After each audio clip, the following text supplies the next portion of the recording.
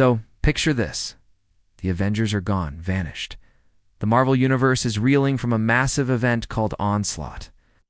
A deep sense of fear set in as bad guys started crawling out of the woodwork, knowing no one was there to stop them. The heroes who were left, like Spider-Man and the X-Men, were stretched way too thin. The world was vulnerable, holding its breath for a miracle. Marvel Comics pushed the Thunderbolts as the next big thing, and fans were hooked. Thunderbolts are back in their base after a big win. They were the masters of evil, some of the worst villains around in disguise. Every single one of them was a known criminal. Mach-1 was actually the Beetle. Songbird was the Sonic villain screaming Mimi. Atlas was the former baddie Goliath. Techno was the notorious Fixer. It's a story about whether people can really change, what it means to be a hero, and the blurry line between good and evil. Over the years, the team has changed a lot, at times becoming a government-run squad of anti-heroes, kind of like DC's Suicide Squad.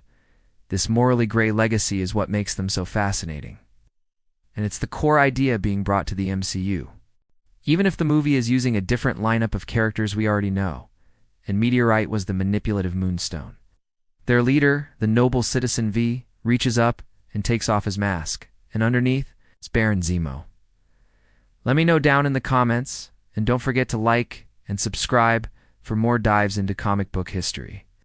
One of Captain America's oldest and smartest enemies. He never stopped to think about what might happen if his team of villains actually got good at being heroes, and secretly started to enjoy it. For people like Songbird, Mach-1, and Atlas, hearing the cheers of the crowd and actually doing some good felt way better than any crime they'd ever committed. The lie was starting to feel real. The whole thing was a lie. The first issue of their comic, Thunderbolts #1, dropped in April 1997, and it felt like the start of another epic superhero saga. But everything we thought we knew got blown to pieces on the very last page, and that's when one showed up. Where a psychic monster born from the darkest parts of Professor X and Magneto's minds basically declared war on everyone. When the real Avengers and Fantastic Four finally made their shocking return, Zemo decided it was time to play his final card. He revealed the Thunderbolts' true identities to the world, thinking it would force his team to side with him in the chaos. He was dead wrong. The members who had gotten a taste of redemption, of being heroes, refused to go back to being the bad guys. They turned on Zemo, choosing to fight against their old boss and try to become the heroes they had only been pretending to be. In the final battle, the Avengers and the Fantastic Four made the ultimate sacrifice, seemingly wiped from existence to stop the monster. With the Avengers out of the picture, he knew that just trying to take over the world with brute force was what everyone would expect, so he decided to win its heart instead. By posing as heroes, the Masters of Evil could get the public to love them, get top-level government security clearance, and walk right into the databases of S.H.I.E.L.D. and the Avengers. His goal was a complete, global takeover from the inside, something he could never pull off as a straight-up villain. It was the ultimate long con.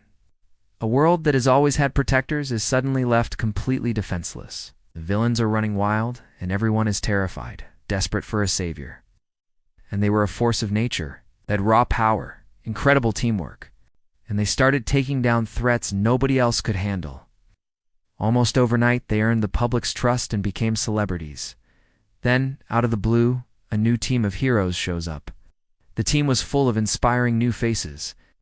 You had the leader, Citizen V, a patriotic hero who looked like he'd stepped right out of a classic adventure story. He was backed by Mach-1, a pilot in a flying suit of armor. Songbird, who could shape pure sound into weapons and wings. Atlas, a literal giant with unbelievable strength. Techno, a tech wizard who could invent anything. And Meteorite, a hero who could control gravity itself. They were the perfect answer to the crisis. They looked cool, fought even cooler, and gave people something they'd lost. Hope. The Thunderbolts. They're strong, they get the job done, and they are exactly what the world needs. But they're hiding something. Secret so big it would go down as one of the single greatest twists in comic book history. This isn't just a story about new heroes. It's the story of how Marvel's most cunning villains tricked the entire world into believing they were its saviors.